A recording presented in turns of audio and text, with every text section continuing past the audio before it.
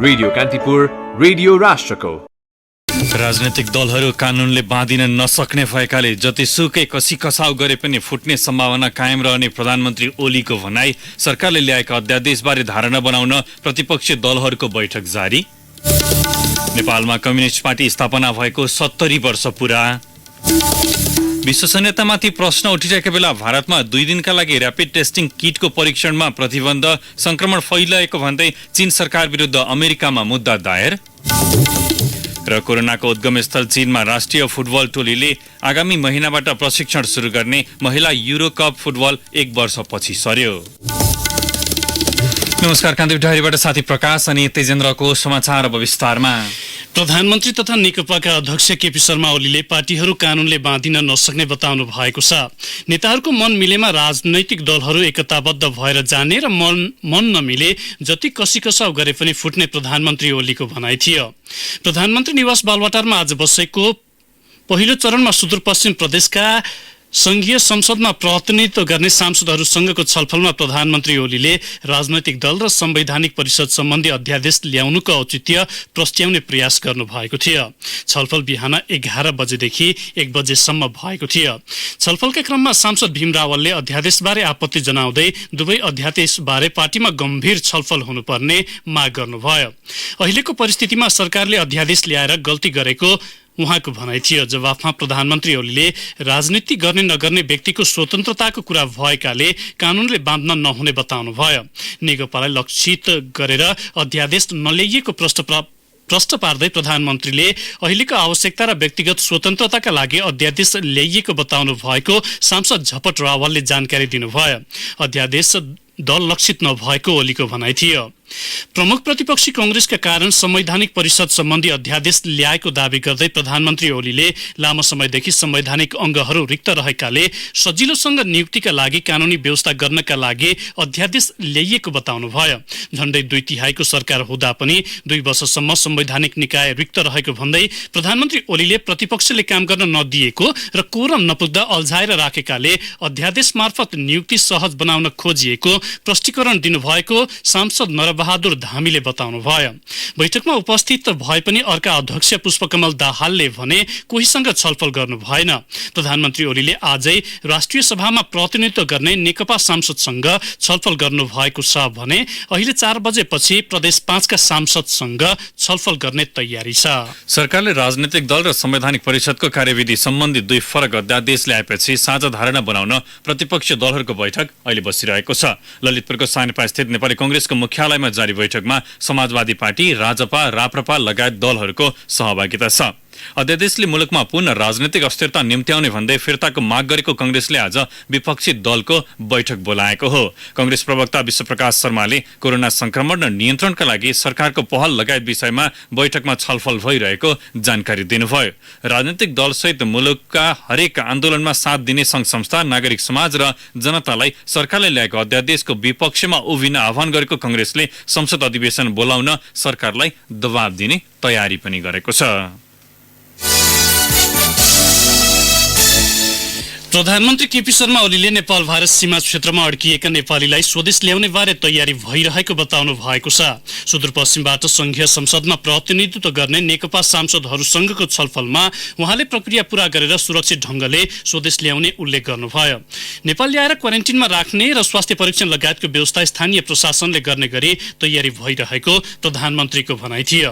प्रधानमन्त्री ओलीले लकडाउन भारतमा कोरोना संक्रमण नियन्त्रण नभएसम्मका लागि कायम रहने जवाफ सांसदहरूलाई दिनुभएको थियो। संस्कृति, पर्यटन तथा नागरिक उड्डयन मन्त्री योगेश भट्टराईले बेरोजगार मजदुरहरूका लागि विकल्पको खोजी भइरहेको बताउनु भएको छ। लकडाउनको समयबारे यकिन नभएकाले मजदुरलाई ठूला आयोजना र हिमाल सरसफाइमा लगाउने विषयमा छलफल भइरहेको उहाँले बताउनुभयो। गृह जिल्ला ताप्लेजुङमा पत्रकारसँग आज बिहान भिडियो कन्फरेन्स गर्दै मन्त्री भट्टराईले राष्ट्रिय गौरवका आयोजना, हाइड्रो पावर, कृषि फार्मिङ, हिमाल सरसफाइमा सहभागी गराउने बारे छलफल भइरहेको जानकारी दिनुभयो। नेपालको लकडाउन छिमेकी देशमा हुने संक्रमणमा समेत भर पर्ने भएकाले यति नै अवधिसम्म जान्छ भन्न नसकिने बताउँदै उहाँले खाद्य उत्पादनमा असर पर्न नदिन किसानलाई मास्क लगाएर दूरी कायम गर्दै खेतीमा लगाइने उल्लेख गर्नुभयो। फरक प्रसंगमा मन्त्री भट्टराईले अध्यादेश बारे प्रधानमन्त्रीले नेताहरूलाई बुझाइसकेकाले पार्टीमा कुनै मतान्तर नभएको दावी गर्नुभयो। नेपाल कम्युनिस्ट पार्टीले आफ्नो 71औं स्थापना दिवस आज मनाउँदैछ। कोरोना संक्रमणका कारण औपचारिक कार्यक्रम आयोजना नगरिए पनि शीर्ष नेताहरूले वक्तव्य जारी गर्दै पार्टी एकतालाई थप मजबुत बनाउन योगदान गर्न आफ्ना नेता कार्यकर्तालाई अपील गरेका छन्। 2006 साल वैशाख 10 गते नेपालको पहिलो कम्युनिस्ट पार्टी भारतको कोलकाता स्थित श्याम बजारमा गठन भएको थियो। तत्कालीन सोभियत संघको कम्युनिस्ट पार्टीका संस्थापक भ्लादिमिर इलिच लेनिनको जन्मदिन पारेर नेपाल कम्युनिस्ट पार्टीको स्थापना भएको थियो। पुष्पलाल श्रेष्ठ, नरबहादुर कर्मचार्य, निरञ्जन गोविन्द वैद्य, नारायण विलास श्रेष्ठ र मोतीदेवी कम्युनिस्ट पार्टीका संस्थापक हुन्। 2051 सालमा नेकपा एमालेका तत्कालीन अध्यक्ष मनमोहन अधिकारीको नेतृत्वमा पहिलो कम्युनिस्ट सरकार गठन भएको थियो। सोपछि पटक पटक कम्युनिस्ट सरकार गठन भएका छन्। अन्य दलको नेतृत्वमा गठन भएको सरकारमा पनि कम्युनिस्ट नेताहरू सहभागी हुँदै आएका छन्। प्रतिनिधि सभाको पछिल्लो निर्वाचनले नेकपालाई मुलुकै सबैभन्दा ठूलो दल बनाएको छ भने झण्डै 2/3 बहुमत सहित सरकारले नेकपाले सरकारको नेतृत्व गरिरहेको छ। 7 मध्ये 6वटा प्रदेशमा पनि नेकपाकै नेतृत्वमा सरकार रहेको छ। रोल्पामा 4 दिनको अवधिमा 2000 बढी मान्छे जिल्ला प्रवेश गरेका छन्। कोरोना भाइरस संक्रमण देखिएको चितवन, काठमाडौँबाट पनि मान्छेको हुलहुज्जत रोल्पा पुगेको छ। यसले कोरोना भाइरस संक्रमणको जोखिम बढ्ने भन्दै स्थानीय त्रसित बनेका छन्। स्थानीय तहले पनि बनाएको क्वारेन्टिन पनि व्यवस्थित हुन सकेको छैन। 4 दिनको अवधिमा 2193 जना मजदुर तथा अन्य मान्छेहरू रोल्पा पुगेका छन्। कोरोना भाइरसको संक्रमण देखिएको चितवन, काठमाडौँबाट पनि रोल्पामा मान्छे भित्रिएका छन्। यसले रोल्पामा कोरोना भाइरस संक्रमणको जोखिम बढ्ने देखिएको भन्दै स्थानीयहरू त्रसित हुन थालेका छन्। स्थानीय नन्दराम खड्गा, अब कतिपय चितवनबाट पनि आछ, चितवनमा संक्रमण देखिएको छ, त्यस हिसाबले अब केही जोखिम हुन सक्छ भन्ने चाहिँ मलाई लागेको छ। संक्रमण देखिएकै स्थलबाट आएको हुनाले अब रिस्क चाहिँ हुन सक्छ। बाहिरबाट आएका मान्छेहरूलाई क्वारेन्टिनमा राखिए पनि प्रभावकारी हुन सकेको छैन। क्वारेन्टिनमा बसेकाहरू पनि बाहिर निस्कने गरेको गुनासो स्थानीयले गरेका छन्। स्थानीय जनक पुन, जोखिम चाहिँ हुन्छ हैन, तर जोखिम सँगसँगै यसले सावधानी अपनाउनु पर्यो। यो सावधानी अपनाउने कुरामा चाहिँ अलिकति सुझाव छ। यो व्यवस्थापन गर्ने सन्दर्भमा अलिकति भद्रकल देख्छ। यहाँ भने जस्तो क्वारेन्टाइनको मापदण्ड अनुसार राख्न सकेको छैन हैन। क्वारेन्टाइनमा राख्दै गर्दाखेरि बाहिरका मान्छेहरू जाने आउने यताउति कुराहरू हैन, तिमीले बाहिर ननिस्किने तिमी व्यवस्था गर्नुपर्ने। तर यहाँ चाहिँ क्वारेन्टाइनमा राख्यो के देखाएको छ भनेपछि त्यो क्वारेन्टाइनबाट बाहिर मान्छे निस्केर यताउता अलिकति चलपल गरेको बुझिन्छ। यता रोल्पा प्रशासनले भने बाहिरबाट आएका सबै मान्छेलाई कम्तीमा 2 हप्तासम्म अनिवार्य रूपमा क्वारेन्टिनमा राख्नका लागि सबै वडाभित्र रहेका सामुदायिक विद्यालयलाई क्वारेन्टिनका रूपमा बनाइएको जनाएको छ। बाहिरबाट आएका मान्छेलाई क्वारेन्टिनमा राख्ने बारेमा केही स्थानीय तहमा कमजोरी भएको प्रशासनले पनि जनाएको छ। रोल्पाका प्रमुख जिल्ला अधिकारी लक्ष्मण ढकाल, हजुर क्वारेन्टाइनमा अनिवार्य राख्नुहोस् भनेर भनेको छ। गभर्नमेन्टले अलिकति कम्प्लेन आएको छ।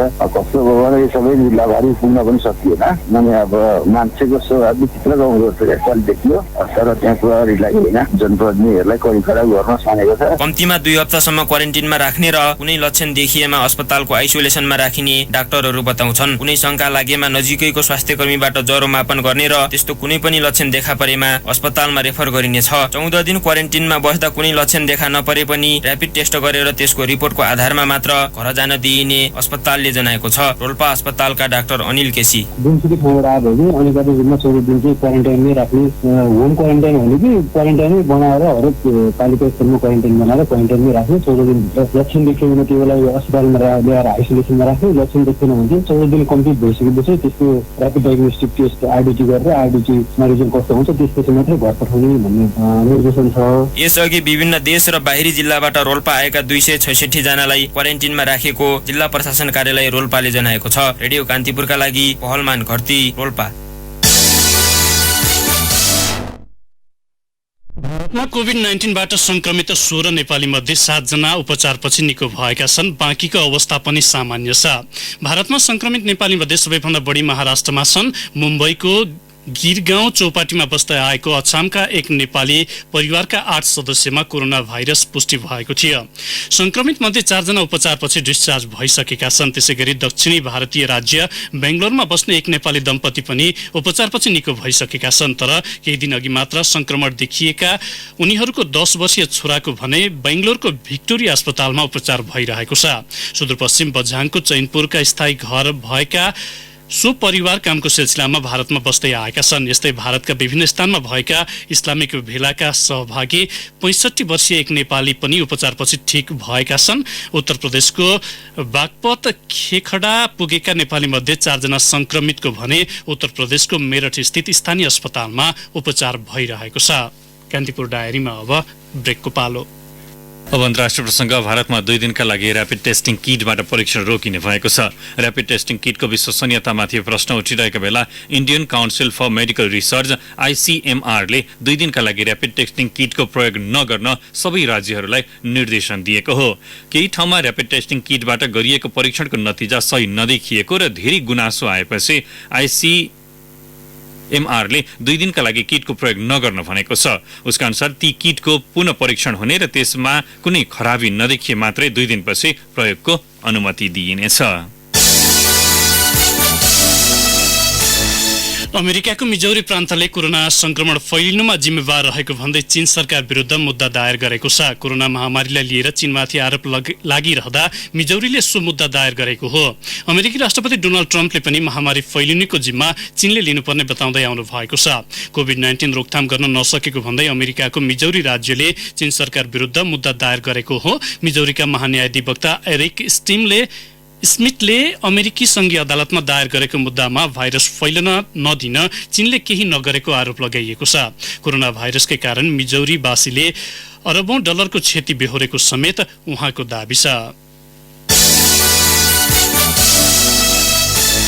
अब खेल प्रसङ्ग। कोरोनाको उद्गम राष्ट्र चीनको राष्ट्रिय फुटबल टोलीले आगामी महिनाबाट प्रशिक्षण सुरु गर्ने भएको छ। आसन्न विश्वकप छनौटको तयारीमा रहेको चीनले मे महिनाको मध्यबाट आन्तरिक प्रशिक्षण सुरु गर्ने जनाएको छ। चीनिया फुटबल टोलीका मुख्य प्रशिक्षक ली टेईले मध्य मेबाट टोली नियमित प्रशिक्षण र अभ्यासमा फर्कने बताएका छन्। चीनिया सरकारी समाचार एजेन्सी सिन्हुआका अनुसार मुख्य प्रशिक्षक टेईले पहिलो चरणमा सङ्घाईमा 2 साताको प्रशिक्षण गर्ने बताएका हुन्। सो अभ्यासपछि चीनिया सुपर लिगको कुनै एक टोलीसँग 2वटा अभ्यास खेल समेत खेल्ने गरी तयारी अघि बढेको उनको भनाइ छ। कोरोनाको चपेटामा परेको चीनमा अवस्था सामान्य बन्दै गएसँगै सुपर लिगका खेलहरू पनि जुनको अन्तिम साताबाट सुरु गर्ने तयारी थालिएको छ। महिला युरोकप फुटबल प्रतियोगिता 1 वर्षपछि सरेको छ। युरोपेली फुटबल महासंघ UEFA प्रतियोगिता 1 वर्षपछि सार्दै नयाँ मिति घोषणा गरेको हो। सन् 2021 मा हुने तय भएको प्रतियोगिता अब सन् 2022 को जुलाई 6 देखि 31 सम्म हुनेछ।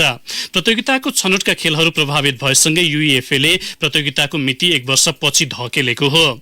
महिला युरोकप आयोजनाको जिम्मेवारीमा भने कुनै परिवर्तन गरिएको छैन। प्रतियोगिता इङ्ल्यान्डमै हुने UEFA जनाएको छ। कोरोना महामारीका कारण ले ओलम्पिक छनौटसँगै पुरुष युरोकपको मिति पनि पछि सारेको थियो। हवस् त कान्तिपुर डायरी अहिले यहीँ सकिन्छ। प्रकाश र तेजेन्द्र बिदा हुन्छौँ। नमस्कार।